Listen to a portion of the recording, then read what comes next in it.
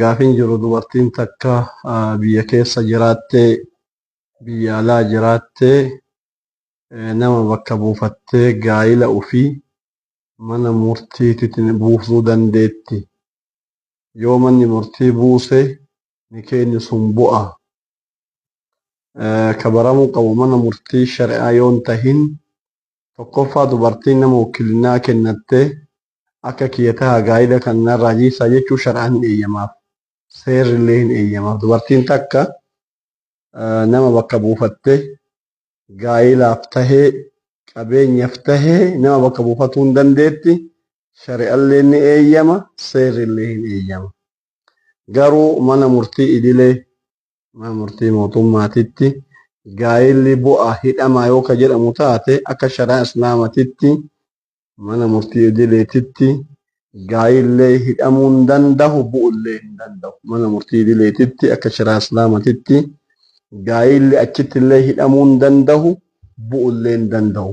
Kanaafuu zabana Hayila Sillaaseetti irraayyuu jalqabee manni murtii shari'aa firdi beetiin murtii shari'aa islaamaa waan jiruuf qaadii shari'aa bira dhaqee namni nikaaha buufatuu barbaadu tokkoffaa odoo qaadii shari'aa bira hin dhaqin isteeppii hedduu jira. Tokko maatii isaatitti himatuu, jaarsota achiititti himatuu, firatti himatuu, maatii ofiititti himatuu, jaarsummaan laaluu kun marti karaa yoo cufame sadarkaa ijibbaata uumaati. Qaadii shari'aa dhaquun akkama wal dhabanii achiin dhaqamuu. Kanaaf dubartiin tamiinuu qaadii shari'aa bira odoo hin dhaqin mana murtii idilee bira dhaqxee nikaaha buufadhe jette nikeenni keessirraan buune heerumullee hin dandeettu. Yoommoo mana murtiitu narraa buuse jettee nikeenni narra jiru jettee heerumte nikaahan heerumte ka fuute illee haadha manaa fuute, haadha manaa nama biraa fuute, fuudhuun keessun illee zinaa jedhama. Yoo dubartiin takka mana murtii idileetti gaa'ila ofirraa jiisite ka heerumtu taate gaa'illi namticha durii sirra jira yoo inni sirraan buusin nikeenni lammataa hidhamuu hin dandeenye. Kanuma hubatuun sa'atii kanarraa gara rabbii keetii deebitee toobattee namtichi ati amma bira jirtu kun humaa sirraan qabu, nikeenni nikaa irratti hidhamuu hin danda'u. Tammaan feete namni manni murtii idileetiif gaa'ila buusa jennaan gaa'illi hin bu'u. Laakiin mana murtii shari'aati yoo ta'e dubartii wakkalatullee hin dandeetti. Namni si wakkalatu sun mana murtii shari'aa dhaqee isirraa bakka bu'ee poroososii seeraa ka qaadiin jedheen hordofee gaa'ila buusuu hin danda'a jecha. Gaafiin lammataa waan salaatatti wal qabata. Nam tokko ka barame mana fincaanii yoo seenan istinjaa bahanii achi dura yoo naannoo magaalaa taate sooftiitu fayyadamaa. Naannoo baadiyyaa taatu dhagallee wanni birallee hin fayyadamaa. Gaafi nama ka'e asitti nam tokko odoo sooftiin fayyadamin odoo amman tanallee dhagaillee fayyadamin bishaan qofa fayyadamuu hin danda'ama. Namni mana fincaanii seenee odoo sooftiin fayyadamin, odoo dhagaan fayyadamin, odoo waan tokko tokko hin fayyadamin bishaan qofaan fayyadama. Akka shari'aa islaamatitti nam tokko mana fincaanii yoo deeme naannoo baadiyyaa dhagaan jirutti dhagaa sadii yoo fayyadame waan dhagarraa bakka bu'u sooftii seeran yeroo sadii ol yoo fayyadame bishaan fayyadamuun dirqamaa miti. Bishaanirraa bakka bu'a.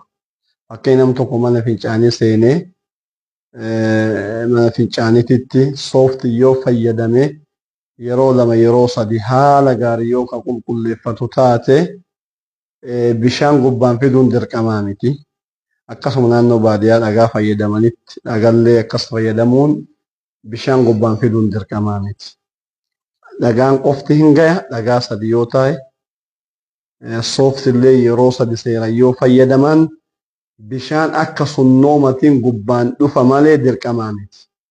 Garuu hawaasni keenya ka barate lamaan yoo walitti hin qabin yookaan sooftii fayyadame yookaan dhagaa fayyadamee eegasanii bishaan yoo fayyadamin akka waan hin taanetti ilaalan. Suniin caala malee dhagaa fayyadamanii bishaan gubbaan dhaansuun yookaan sooftii fayyadamanii bishaan gubbaan dhaansuun hin caala maleen aslitti wanni waa baasu bishaan. Aslitti wanni waa baasu bishaanii eega bishaan fayyadamuun hin danda'ama. Walitti qabulleen hin danda'ama. Waa sadi jecha dhagaa qofaan fayyadamuun yookaan sooftii qofaan fayyadamuun hin danda'ama. Bishaan qofaan fayyadamuun hin danda'ama. Bishaanii fi sooftii illee walitti qabuun hin danda'ama. Izan haala saditu jira. Sooftii qofatti gabaabbatuun hin danda'ama. Bishaan qofatti gabaabatuun hin danda'ama. Sooftiif bishaan waliif fayyadamanii godhuun hin caalaa jecha. Kanaafuyyuu ahlal qubaa fiihi rijaalun yuhibbuuna an yataxahharu. Rabbii qur'aana buusee masjida ahla qubaa dubbatee maalirra warra xahaaraa jaalatantu jira. Rabbi warra xahaarfatuun jaalata jennaan nuti yoo dhagaa fayyadamu bishaan itti aansine waan jedhaniif amriin bal'aadhaa jechuudha. Garuu fayyadamni sooftii seeraan qulqulleessuu qaba. Seeraan fayyadamuu qaba maleen bishaan fayyadamuun waajiba. Sooftii fayyadamuu caalaa bishaan fayyadamuu caala. Ka caalu sadarkaa sadiitti jira faayidaan kun. Sadarkaa tokkoffatti sooftii fayyadamanii bishaan itti aansuu. Sadarkaa tokkoffaa. Sadarkaa lammaffatti bishaan qofa fayyadamuu. Sadarkaa sadaffatti sooftii qofa fayyadamu. Izan darajaa sadiitti kenna jecha fayyadama mana fincaanii. Darajaan tokko sooftii fayyadamanii bishaan itti aansuu. Darajaan lammaffaa bishaan qofa fayyadamuu. Darajaan sadaffaa sooftii qofa yookaan dhagaa qofa fayyadamuu. Haala sadiininuu hin tahaa jecha. Bakka gariitti bakka dhagaa fayyadamuun hin taane dhooggamu jira. Maaliif? Fakkeenyaaf naannoo magaalatti dhagaa fayyadamnaan dhagaan bakka sanitti yoo bu'e bakka san cufuu danda'a. Bakka garii immoo sooftii qofatu jira. Bakka garii bishaan qofa jira. Dhagaa fuudhanii ittiin qabanna jedhanii saffaa dhaabatanii namni achi keessattuu hammaama magaalaa keessattuu hammaama masjidni keessa jiru bishaan fayyadamu caala. Namni gariin istinjaa qabanna jedhee achi keessa dhaabatee yeroo hedduu namarraa fixaa jecha. Naam.